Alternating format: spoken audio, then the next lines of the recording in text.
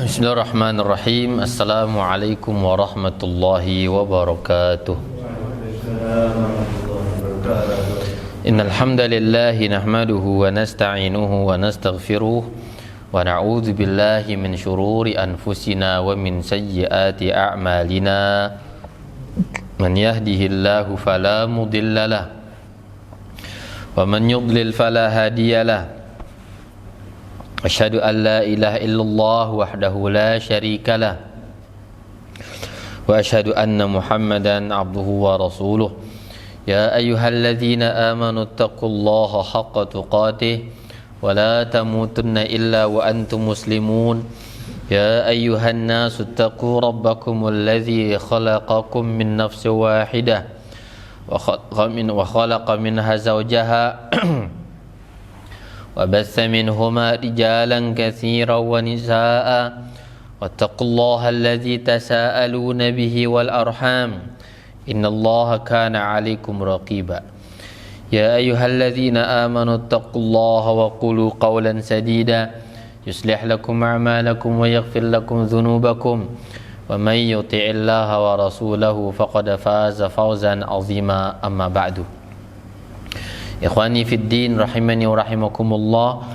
Alhamdulillah pada malam hari ini kembali kita bisa berkumpul dalam upaya kita beribadah kepada Allah Azza wa Jalla melalui majlis ilmu, majlis yang kita di sini mulai membaca kitab Minhajul Muslim, Minhaj al-Muslim, pedoman hidup muslim, karangan Syekh Abu Bakar Jabir Al-Jazairi rahimahullahu taala. Kemudian salawat serta salam semoga selalu tercurahkan kepada junjungan kita Nabi besar Muhammadin sallallahu alaihi wasallam, kepada keluarga beliau, para sahabatnya, serta orang-orang yang senantiasa mempelajari dan beramal dengan ajaran Islam sampai akhir zaman. Baik, kitab Minhajul Muslim ini, langsung kepada kitab Minhajul Muslim saja. Kitab yang dikarang oleh Syekh Abu Bakar Jabir Al-Jazairi, orang Aljazair, Algeria. Ya,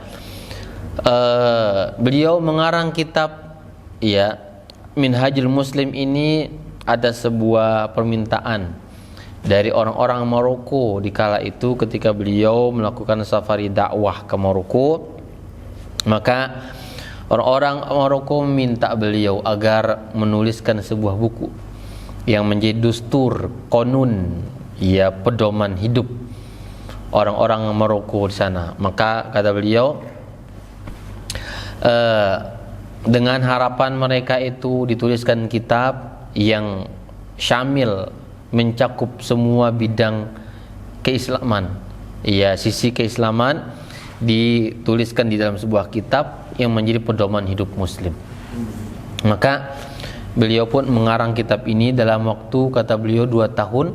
Selesailah mengarang kitab Minhajul Muslim ini, yang kemudian beliau mulai dari babul iman, fasal iman kepada Allah Azza wa Jalla, lalu bab adab, lalu bab akhlak dan fikih, ya, dalam 4 bab besar, kemudian dibagi-bagi di dalam rincian-rinciannya.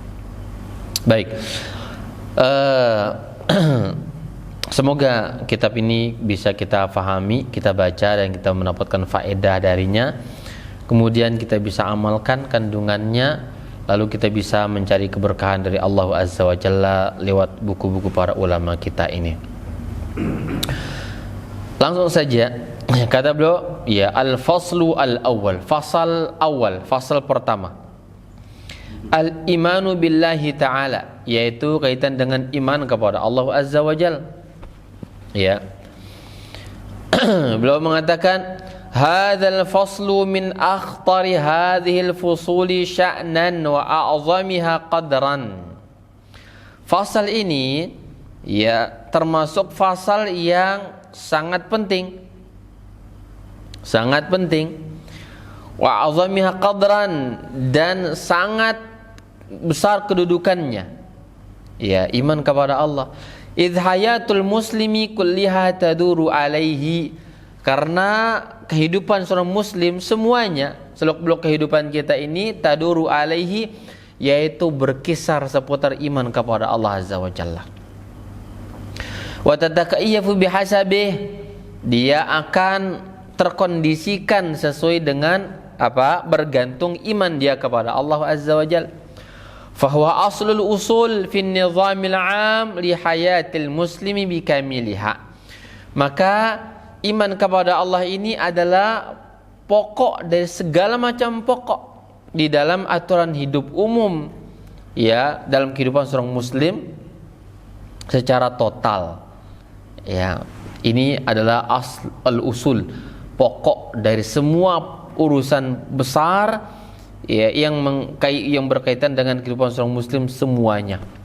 Iman kepada Allah Azza wa Jalla.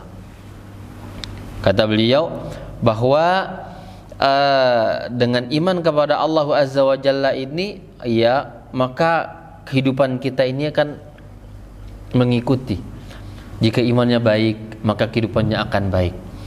Jika imannya buruk, maka kehidupannya juga akan buruk. Jika imannya kurang sempurna, maka begitu pula kehidupan di dunia adalah kurang sempurna, kurang mendapatkan kebahagiaan dari Allah Subhanahu wa ta'ala.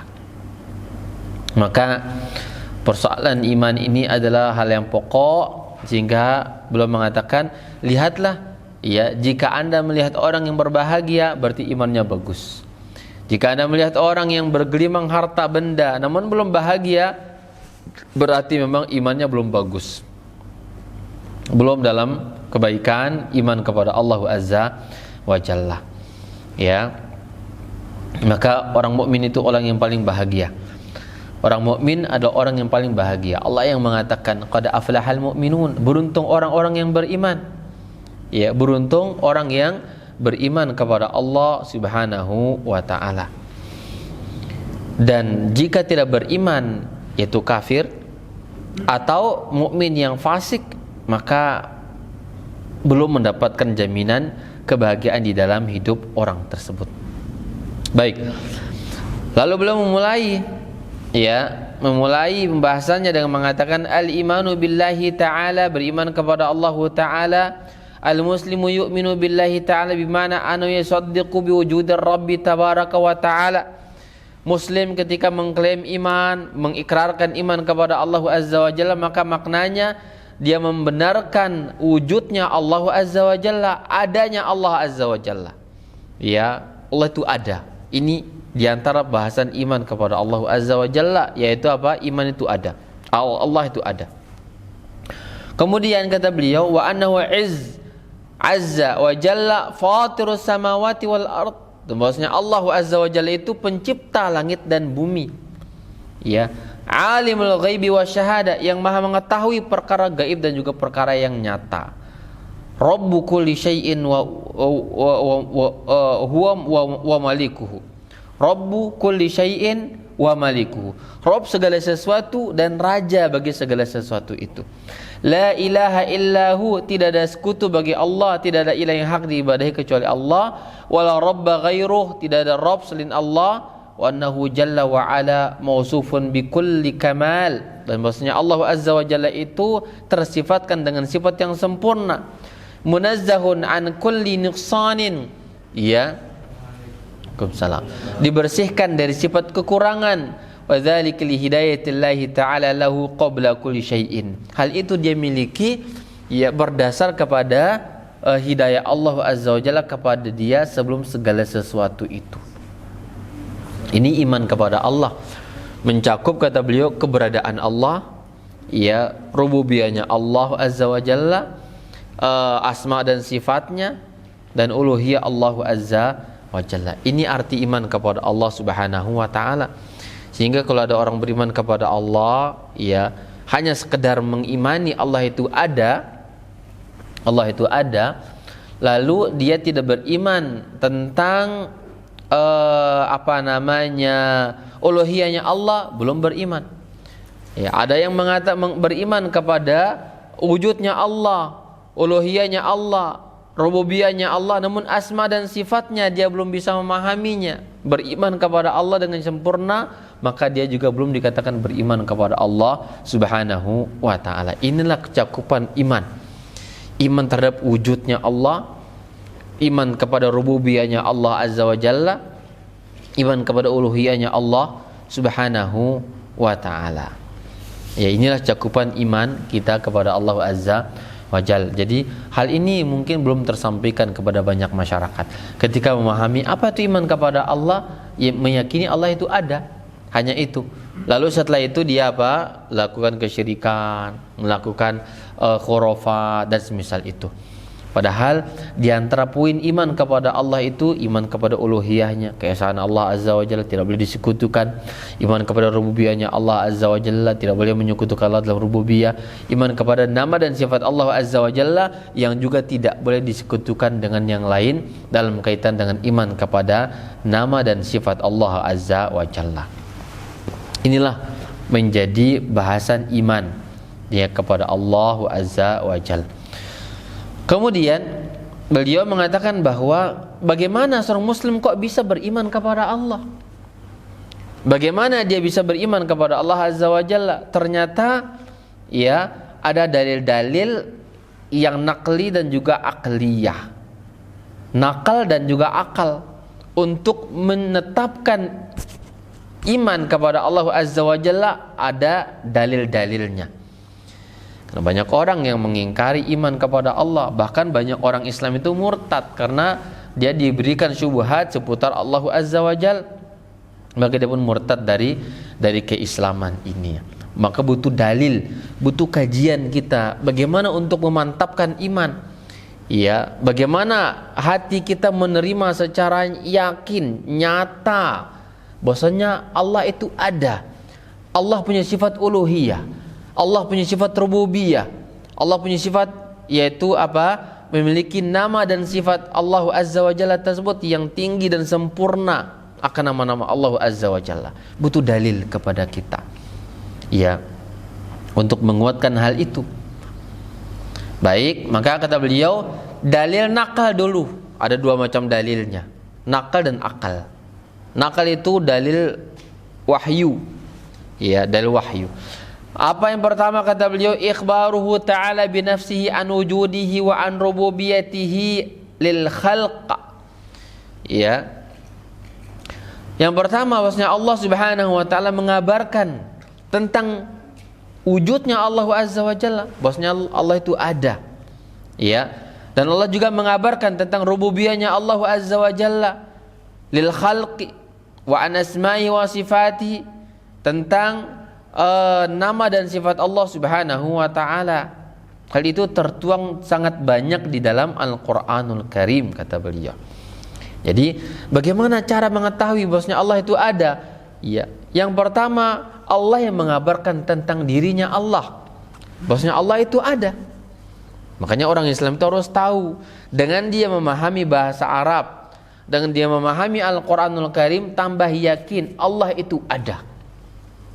Karena banyak syubhat seputar keberadaan ya eksistensi Tuhan kata mereka, butuh diuji dengan cara mereka. Orang Islam punya Al-Quran untuk menegaskan bahwasanya Allah itu ada, karena Allah yang mengabarkan tentang dirinya bahwasanya Allah itu ada. Allah mengatakan, inna rabbakumullahu alladzi khalaqas samawati wal arda fi sittati ayyamin thumma istawa 'alal 'arsy yughshil lailan nahar yatlubuhu hasitha. Sesungguhnya Rabb kalian yang telah menciptakan langit dan bumi dalam waktu 6 hari, kemudian Allah itu istiwa, naik dan tinggi di atas arasnya. Ya, Allah mengabarkan Rabb kalian, berarti kita punya Rabb. Kita punya Allah Azza wa Jalla, berarti Allah itu ada. Ya, dalam kasus keberadaan Allah Azza wa Jalla semua orang meyakininya. Hanya saja terkadang bagaimana untuk mengungkapkan keberadaan Allah, keberadaan Tuhan itu berbeda-beda caranya orang.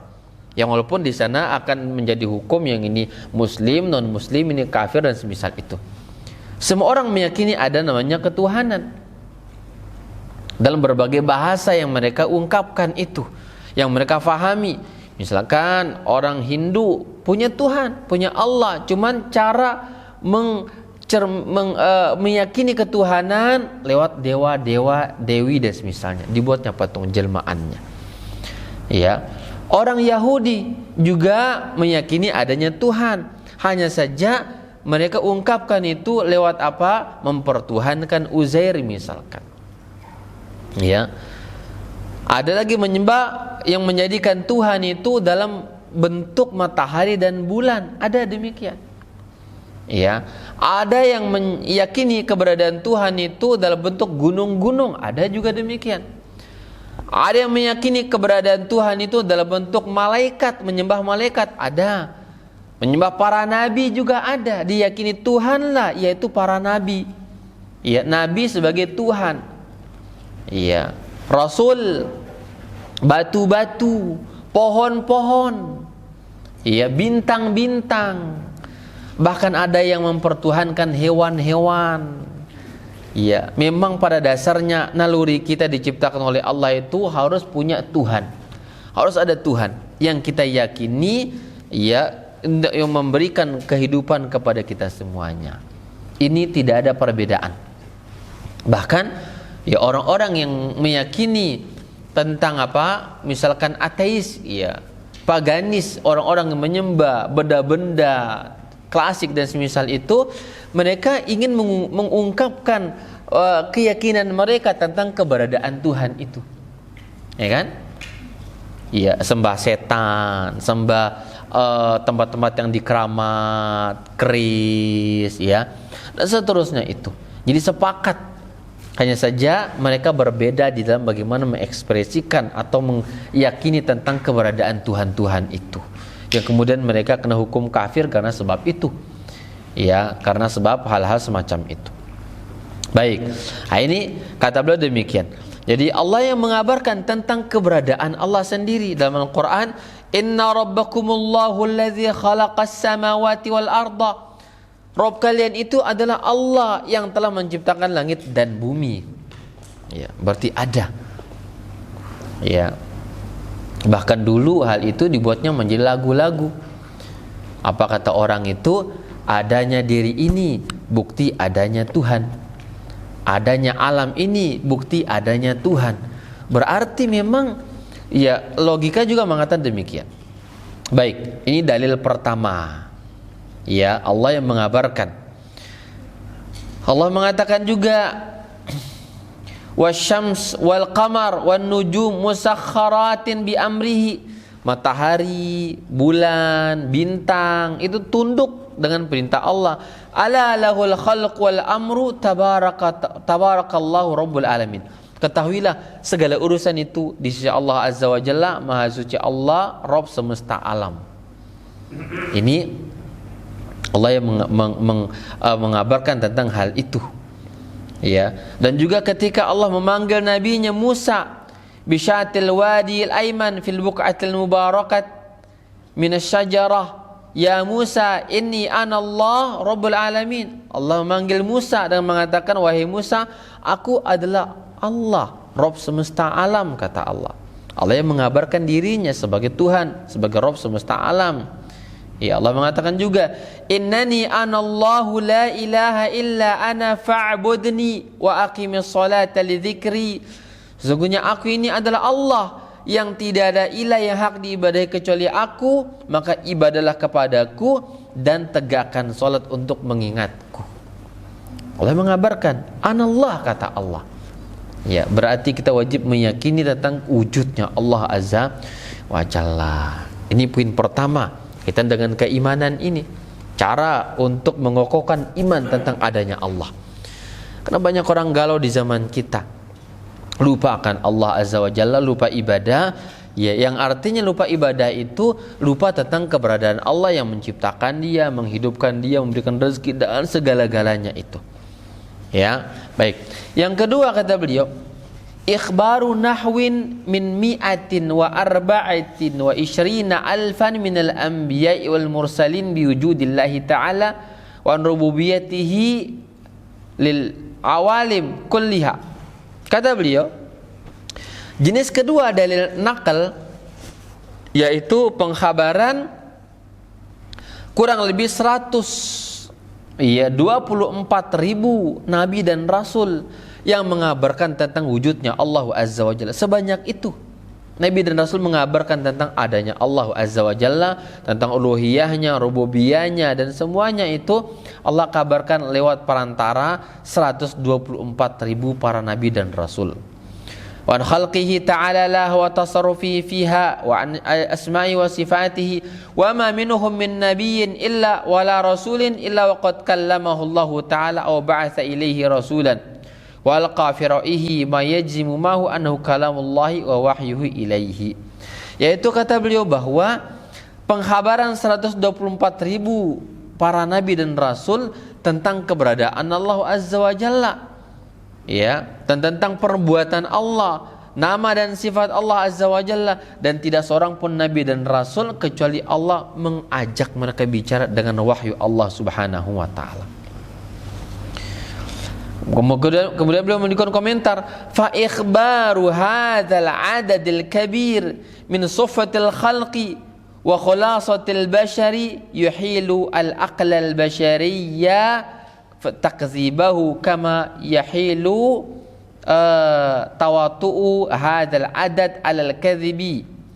Kata beliau, maka jumlah yang 124.000 ini sepakat mengabarkan tentang Allah Azza wa Jalla, mengharuskan kita untuk menerima, ya, tentang keberadaan Allah Azza wa Jalla, karena mereka ini adalah orang-orang yang soffatul khalq, pilihan, makhluk pilihan, ya, dan inti dari manusia yang membuat bahwa keyakinan yang sejumlah banyak itu, seruan mereka tentang kepada Allah Azza wa Jalla, memustahilkan kita untuk mendustakan mereka, dan mustahil mereka sepakat di atas kesalahan, ya. Jadi ini dalil kedua. Bagaimana cara untuk memupuk iman kita tentang keberadaan Allah Azza wa Jalla? Kata beliau, lihatlah informasi 124.000, ya, nabi dan rasul mengabarkan tentang Allah Azza wa Jalla. Nabi dan rasul makhluk yang pilihan Allah. Nabi dan rasul yang merupakan apa? Inti pilihan dari manusia, mengabarkan tentang hal itu, dan mereka mustahil dusta dan tidak mungkin sepakat di atas sebuah kedustaan. Umumnya nabi dan rasul informasinya benar, ya, tidak bisa ditolak. Nabi mengabarkan ada Allah, Musa mengabarkan ada Allah, Isa sama, Ibrahim, semuanya menyerukan tentang syariat Allah Azza wa Jalla dan beribadah kepada Allah. Artinya ibadah kepada Allah berarti ada zat Allah Azza wa Jalla, wujud nyata Allah itu ada, ya, karena mustahil semua orang mengklaim para nabi dan rasul lalu kok informasinya tentang keberadaan Allah ditolak, mustahil. Ya, ini dalil kedua kata beliau. Jadi jumlah yang banyak dari kalangan pilihan, makhluk pilihan tentang Allah Azza wa Jalla berarti pastinya Allah itu ada, berwujud Allah itu, ya, ada. Baik. Kemudian dalil ketiga kata beliau, imanul malayin minal bashari wa i'tiqadihim biwujudir rabbi subhanahu wa ta'ala wa ibadatihim lahu bi ta'ati wa ta'atihim iya fi hini anna al-'adat al-bashariyata jariyatun bi tasdiqir al-wahid wal isnain fadlan 'an al-jama'ati wal ummati wal 'adl alladhi la yasa minan nas. Yang ketiga, imannya jutaan manusia dan keyakinan mereka tentang adanya Allah Azza wa Jalla. Ya, karena kebiasaan manusia, ya, itu berlangsung terjadi dengan membenarkan satu dua orang. Ada orang mengabarkan satu, dua orang mengabarkan berita kepada orang itu langsung diterima. Nah sekarang yang beriman kepada wujudnya Allah jutaan orang di muka bumi ini, berarti tidak ada kata untuk mengatakan tidak ada Allah atau meragukan tidak ada. Semua orang soleh yang pernah ada di muka bumi meyakini bahwasanya Allah itu ada. Apakah kita ingin terpisah dari mereka sendiri? Dengan orang itu banyak meyakini tentang wujudnya Allah Azza wa Jalla. Ini demikian, ya, tentang keberadaan Allah dengan dalil ketiga. Ya, kalau pertama Allah mengabarkan dirinya, dalil kedua kabar dari 124 Nabi dan Rasul, tentang wujudnya Allah Azza wa Jalla, dan yang ketiga imannya jutaan manusia dan keyakinan mereka tentang wujudnya Allah Subhanahu wa taala, sehingga adat hukum akal mengatakan ini mustahil tidak ada Allah, atau mustahil bohongnya, mustahil dustanya, karena nabinya sudah menyampaikan, manusia biasa sudah mengimani, berarti memang Allah itu ada. Ya. Ini dalil ketiga kata beliau. Ini dalil ketiga. Kemudian dalil yang keempat. Ya. Ikhbarul malayi minal ulama an wujudillahi wa an sifati wa asmahi wa birububiyyati li kulli syai'in wa qudratihi ala kulli syai'in. Yang keempat, bahwa imannya jutaan ulama juga tentang wujudnya Allah dan tentang sifat-sifat Allah, nama rububiyah Allah Azza wa Jalla, dan atas kemampuan Allah kepada segala sesuatu, sehingga mereka mengatakan bahwa ini wajib diibadahi, ditaati dan dicintai dan membenci karena Allah Subhanahu wa taala. Jadi apa? Imannya jutaan ulama.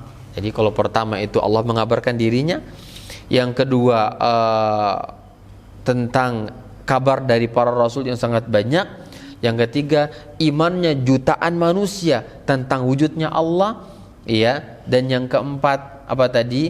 Ulama meyakini tentang keberadaan Allah Azza wa Jalla. Jadi tidak ada alasan, ya, masa orang sudah banyak gemuruhnya manusia beriman kepada Allah, lalu ada orang yang enggak mau beriman kepada Allah, mengatakan bahwa meragukan wujudnya Allah. Nauzubillahi min zalik. Ya, ini cara kita memupuk iman kita. Bukankah orang banyak meyakini? Saya kenapa tidak? Ya, bukankah ulama kita juga mengatakan Allah itu punya sifat A, B, C dan D dan ada? Kenapa kita menolaknya? Ya, Allah mengabarkan tentang dirinya dalam kitabnya. Kenapa kita menolaknya? Kenapa kita ragu tentang informasi Allah sendiri tentang Allah Azza wa Jalla lewat kitab suci yang paling sempurna dan tidak pernah diganggu, di amandemen dan semisalnya? Setelah dia sempurna, berarti kita harus beriman kepada Allah Azza wa Jalla. Ya, ini 4 dalil nakal namanya, kutipan. Dalil an-nakal, nukil, yaitu tentang keberadaan Allah Azza wa Jalla. Nah, kemudian dalil yang kedua sekarang, dalil aqliyah.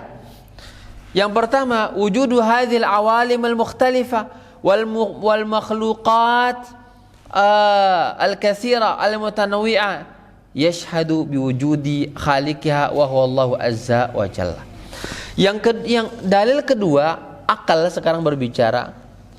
Pertama, adanya alam semesta yang beraneka ragam, makhluk yang sangat banyak, berbagai jenisnya ada.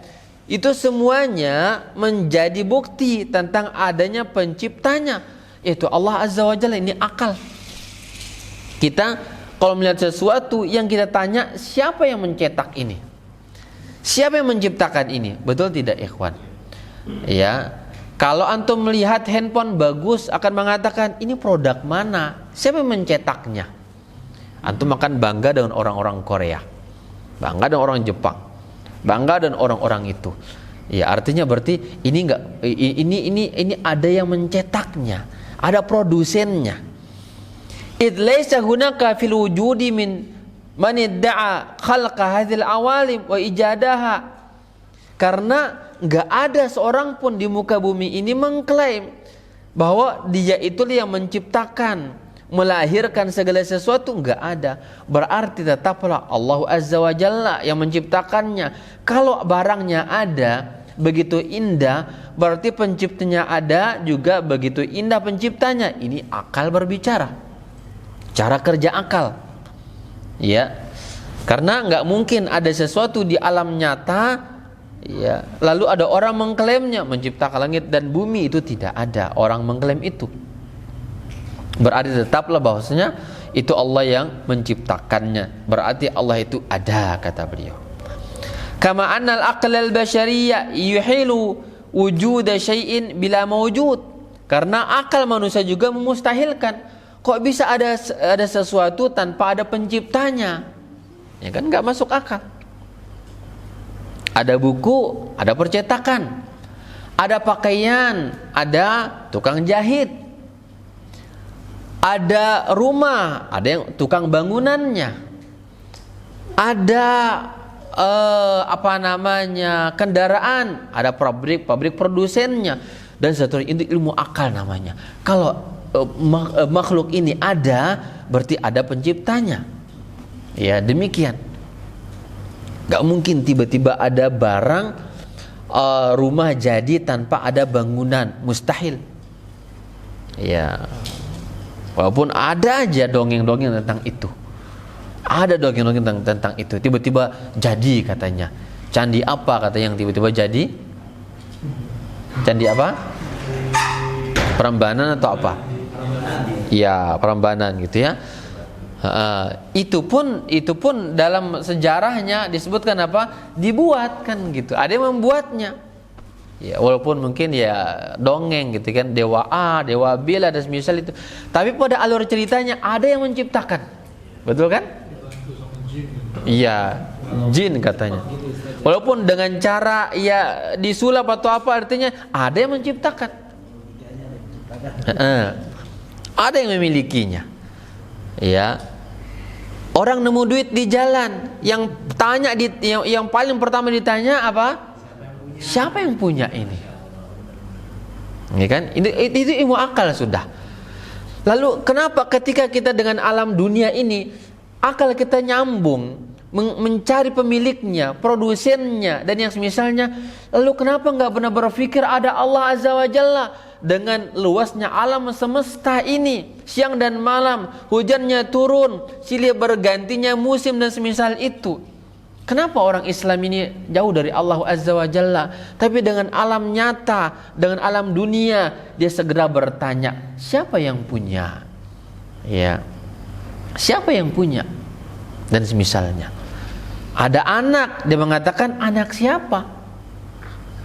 Ya. Dan semisal itu.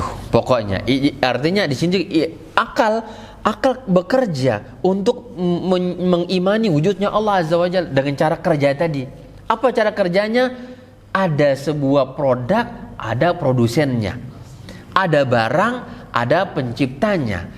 Ada kain, ada tukang jahitnya. Ada bangunan, ada tukang bangunannya. Begitu cara kerja akal kita. Maka kita belajar sekarang ya untuk meyakini sepenuh hati kita ada Allah Azza wa Jalla dengan keberadaan yang ada yang di alam semesta ini. Begitulah kita beriman kepada Allah Azza wa Jalla. Kama anal aqlal basyariyya yuhilu wujuda syai'in bila mujid. Karena akal manusia juga kata beliau memustahilkan ada sesuatu tanpa ada pencipta. Sebagaimana teori siapa? Darwin, ya kan?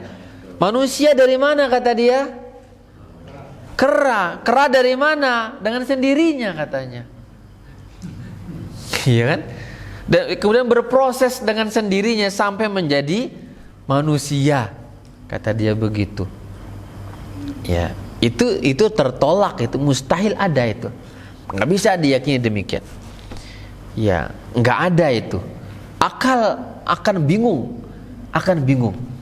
Ya, kalau semuanya dari monyet, lalu bagaimana proses perubahannya? Ini jadi manusia. Lalu gajahnya, lalu monyet yang mana yang jadi monyet sekarang? Lalu hewan lain dan seterusnya. Dasarnya apa itu semuanya? Bingung jadinya. Simple, tinggal mengatakan Allah penciptanya, selesai. Praktis teori Islam itu. Betul? Demikian. Ya. Yuhilu wujuda afsad syai'in bila mujid. Dan akal juga mengatakan menolak adanya sesuatu yang sangat kecil di muka bumi ini tanpa pencipta, tanpa pencetak, mustahil. Itu cara kerja akal kita. Ya. Demikian kata beliau. Wa dzalika ka ta'amin bila mu'alij li tabkhih. Seperti ada makanan tanpa ada pemasaknya, ini juga mustahil. Ya. Aw firashin 'alal ardi bila mufarrish lahu fiha, atau tiba-tiba ada bentangan karpet tanpa ada yang membentangnya. Ini mustahil. Ya. Mustahil. Ada suara, pasti ada yang membunyikan suara itu. Ya. Sekalipun dalam kondisi yang menyeramkan, tiba-tiba gelap, tiba-tiba ada suara kayak suara gonggongan, suara jangkrik kan gitu ya. Orang itu akan mengatakan, suara apa ini? Suara apa katanya? Ada bunyi, berarti ada sumber suara. Ya. Ketika dia melihat dalam kegelapan nggak ada orang, kata dia, kalau nggak ada orang berarti suara hantu ini, kata dia. Dinisbatkan bersuara itu punya hantu, berarti ada suara, ada sumber suara walaupun itu hantu. Ya kan? Ini kata Syekh, tiba-tiba muncul makanan tanpa adanya mencetak, mustahil. Tanpa ada yang memasaknya, nggak mungkin. Ini cara kerja akal kita. Fa kaifa idzan bihadzal awalim ad-dakhma al-ha'ila min sama'in wa ma hawat min aflakin. Ya, lalu bagaimana dengan alam semesta ini yang begitu luas dan besar, dahsyat, kata beliau. Ya. Dari langitnya dan apa yang dikandungnya dari bintang-bintang di sana, dan juga mataharinya, bulannya, kemudian yang lain, kata beliau, kulluha mukhtalifatul ajsam wal maqadir wal ab'ad was sayr wa ardin wa ma khuliqa fiha min insan wa jan wa hayawan ma'a ma baina ajnasiha wa afradiha wa ma min tabayunin fil alwani wal alsun wa ikhtilafi fil idraq wal fuhum. Kata beliau, lalu bagaimana dengan alam semesta ini? Ya, di langitnya saja beragam makhluk itu. Belum di dunia ini, di alam dunia bumi. Manusianya saja banyak modelnya, sukunya, bahasanya, kulitnya, adat istiadatnya, dan keragaman mereka. Belum jinnya, alam jinnya, kata beliau. Belum burungnya, belum lain-lainnya. Itu pasti kita akan bertanya, siapa yang menciptakan ini? Maka Allah Subhanahu wa ta'ala. Pertanyaannya, siapa yang bisa menghadirkan selalu dalam kehidupan dia tentang keberadaan Allah Azza wa Jalla yang membuat dia beriman dan beriman. Hendaklah ketika melihat segala sesuatu, kembalikan milik siapa.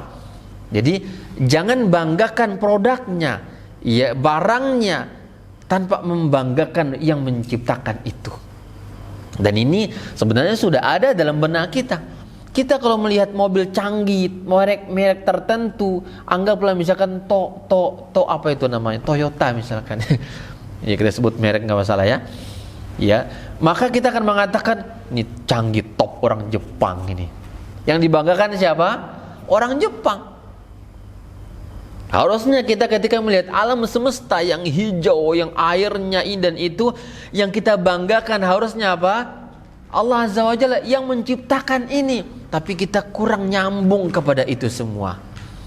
Dunia tok yang kita pandai menganalogikan bahwa makanan ini begitu enak, ini pasti makanan Sunda. Orang-orang Sunda pandai masak.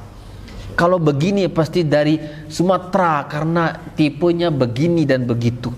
Kalau begini maka pasti warung ini dan itu. Begitu kita berpikirnya. Tapi tentang Allah Azza wa Jalla, tentang keberadaan Allah, kita absen. Otak kita kadang-kadang tumpul ke arah itu. Ya, melihat suatu batu kah, melihat anginkah, merasakan hembusan anginkah, kehijauan gunungkah, keindahan alam, pantai, lautan dan semisalnya. Jarang kita mengatakan bahwa alangkah besar dirimu ya Allah Azza wa Jalla, alangkah mulia kebesaranmu ya Allah Azza wa Jalla, dengan indah dari ciptaanmu. Berarti Allah itu ada. Ya, Allah itu ada. Nah, ini yang beliau sampaikan. Di model-model yang ada, bumi ya, di dalamnya manusia dan jinnya, hewan-hewannya ya, yang berbeda-beda jenis, hendaklah kita mengatakan bahwa alangkah mulianya Allah Azza wa Jalla dengan ciptaan-ciptaannya ini. Belum kita masuk lautan, berbagai model ikan-ikan yang ada di sana, belum hutannya, burung-burung yang kita nggak pernah lihat bagaimana model ya burung-burung itu semuanya ya. Dan seharusnya itu semuanya menyimpulkan kepada kita bahwasanya ini ada dengan keragaman dan keindahannya, berarti lebih indah penciptanya.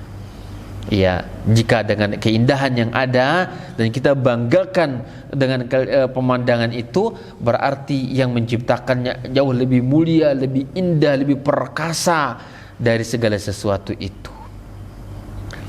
Maka beliau mengatakan ini menunjukkan bahwa Allah itu ada, dan itu cara kerja otak kita. Ya, itu cara berpikir otak kita. Yang kedua kata beliau, wujudu kalamihi azza wa jal baina aidina naqra'uhu wa natadabbaruh nafhamu ma'ani fa huwa dalilun ala wujudihi azza wa jal. Adanya kalam Allah di tengah kita yang kita baca, kita hayati, kita tadabburi, kata beliau. Kalamullah, dan semua orang meyakininya. Dan jika kalamullah itu ada dan diyakini oleh manusia, berarti ada namanya Allah. Kalau kalamnya saja orang terima semuanya, dibacanya, dihafalnya, ditadabburi kandungan dan maknanya, didakwahkan kepada ajarannya, cara hidup dengannya, berarti Allah itu ada. Karena punya kalam, punya syariat. Ya, ini cara kerja kedua. Akal kita berpikir demikian. Allah punya kalam ya, yang tertuang dalam Al-Quranul Karim, berarti ada yang memiliki kalam ini.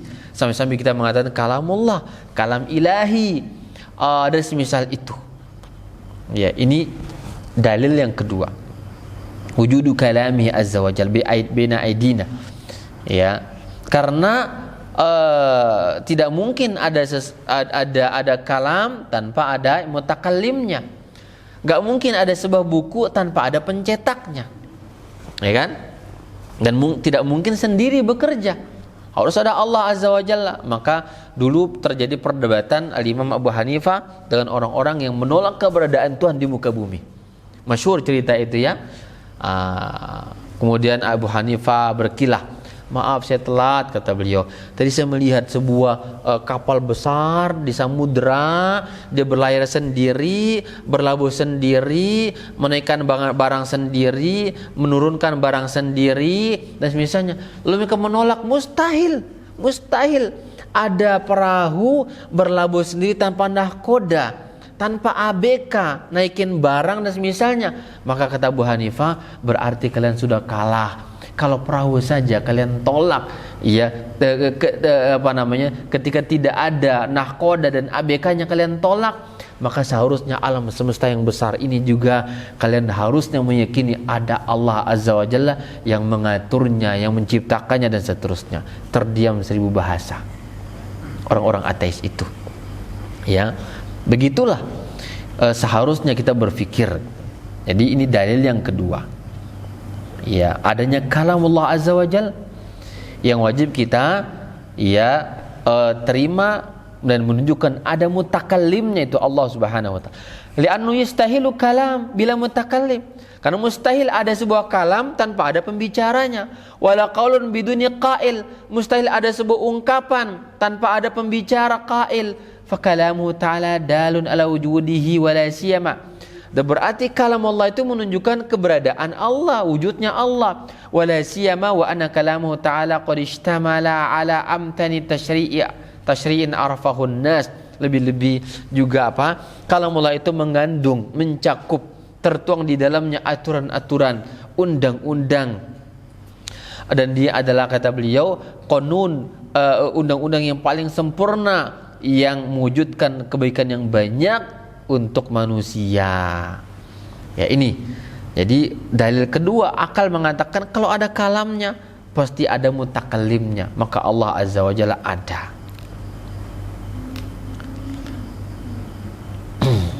Karena mustahil tadi ada suara tanpa orang, tanpa sumber. Ya. Adapun itu, maka orang akan mengatakan ini suara apa? Pasti jin. Kalau bukan manusia maka jin, kata mereka. Ya. Baik. Kemudian yang ketiga, wujudu hadha an-nizam ad-daqiq al-mushtamil fi hadhihi sunan al-kawniyah fil khalqi khadi' wa takwin wa tansyiati wa tatwir li sa'il kainat al-hayyah fi hadhihi al-wujud fa inna jami'aha khadi' li hadhihi sunan mutaqayyid biha la yastati'ul khuruj anha bihalin min al-ahwal, kata beliau, yaitu keberadaan ya dan keteraturan yang sangat detail teliti terhadap alam semesta ini. Matahari muncul dari mana? Timur, terbenam di barat, teratur. Ya, ada siang, ada malam, ada panas, ada dingin. Ya, jadi keteraturan ini siapa yang membuatnya? Ya kan? Keindahan ini siapa? Pasti ada orang yang membuatnya. Sebenarnya kita mengatakan tadi ada sebuah lukisan bagus, maka orang akan mengatakan siapa yang seniman mana yang mencetak ini? Ya, seniman mana yang mencetak ini dan itu? Berarti keindahan yang ada ini ya pasti ada yang mencetaknya. Karena mustahil, kata beliau, keindahan yang ada itu muncul sendiri, nggak mungkin. Kalau muncul sendiri pasti kacau, ya kan? Sesuatu yang muncul dengan sendirinya pasti kacau. Berarti pasti ada zat yang mengaturnya dan yang menatanya. Itulah Allah Subhanahu wa ta'ala. Ya, Allah Subhanahu wa ta'ala. Wa hadhihi, kata beliau, dan begitu juga dengan manusia yang terlahir kemudian berproses dan seterusnya, itu pasti Allah Subhanahu wa ta'ala yang mengatur dan menciptakannya. Kemudian beliau melanjutkan, wa hadhihi sunanul 'ammatu fil insani wal hayawan hiya nafsuha fil asjari wan nabat wa mithluha al aflak wal alawiyyah wal ajram as-samawiyyah fa innaha jami'aha khadi'atun lima rabitat bihi min sunanin la tahidu anha. Ya, berarti alam semesta ini dengan ada yang di dalamnya manusia, hewan, pohon-pohon, tanaman dan semisalnya, maka kata beliau semuanya tunduk kepada aturan Allah Subhanahu wa ta'ala, tunduk kepada aturan Allah yang terperinci, yang sudah tersusun rapi. Ya, kita kalau mau tanam pasti biji dulu, atau kalau tidak proses cangkok misalkan. Ya, ada proses yang terjadi dan ada orang yang melakukan akan hal tersebut, yaitu Allah Subhanahu wa ta'ala. Wa ala misli hadhil adillatil aqliyati wal mantiqiyyah wa naqliyatis sam'iyyah amana al muslimu billahi wa bi rububiyyati li kulli syai'in. Maka dengan dalil-dalil akal semacam ini dan dalil nakal tadi yang di atas, muslim itu dia beriman kepada Allah Azza wa Jalla, tentang wujudnya Allah, rububiyahnya Allah kepada segala sesuatu, wa ilahiyatihi lil awalin wal akhirin, dan sifat ketuhanannya untuk orang pertama kali dan yang seterusnya. Kata beliau, ini menunjukkan bahwa kita harus mengimani tentang wujudnya Allah Azza wa Jalla. Enggak bisa, enggak ada alasan. Ya, enggak ada alasan untuk menolak wujudnya Allah Subhanahu wa ta'ala. Ya, ini kaitan dengan iman yang jenis pertama, iman tentang wujudnya Allah Azza wa Jalla dengan dua dalil. Ada nakliyah, ada akliyah. Nakliyah tadi bahwa Al-Quran yang memberitakan. Yang kedua, informasi 124.000 para nabi dan rasulnya. Yang ketiga, imannya jutaan manusia tentang wujudnya Allah. Ya, yang berikutnya tadi imannya orang-orang saleh, ya, para ulama tentang wujudnya Allah Azza wa Jalla. Lalu kenapa Anda tidak beriman sendiri? Mustahil. Orang-orang itu di mana-mana cari temannya biasanya. Cari orang yang semisi, sevisi dengan dia. yang satu hati dengan dia, maka dia cari teman tersebut, ya. Maka jutaan orang yang beriman kepada Allah, hati kita pasti ikut ke sana, ikut kepada suara terbanyak, kata dia. Kemudian juga tadi dengan dalil akal, yaitu apa? Dalil akal adanya alam menunjukkan adanya Allah. Ya, adanya kalamullah yang kita baca, kita tadabbur menunjukkan ada Allah Subhanahu wa taala yang telah menciptakan akan hal itu semuanya. Baik. Ini. Jadi ini pembahasan pertama kita tentang bagaimana kita beriman kepada Allah secara wujud dengan dua dalil tadi. Ada nakliyah dan juga ada akliyah, dan diterapkan dalam kehidupan kita semacam itu, bahwa kita wajib mengimani tentang adanya Allah Azza wa Jalla. Kalau kita berbicara masalah buku saja, percetakannya nggak mungkin tiba-tiba datang, maka begitu dengan alam semesta yang besar dahsyat ini pasti ada Allah yang telah menciptakannya. Baik, sekiranya ini dulu ya pembahasan kita pada malam hari ini tentang iman kepada Allah. Poin pertama, iman kepada wujudnya Allah Azza wa Jalla dengan beberapa alasan dan dalil argumen penguat akan iman kita kepada wujudnya Allah Azza wa Jalla tersebut. Wallahu ta'ala alam. Ada pertanyaan ikhwan? Ya, silakan.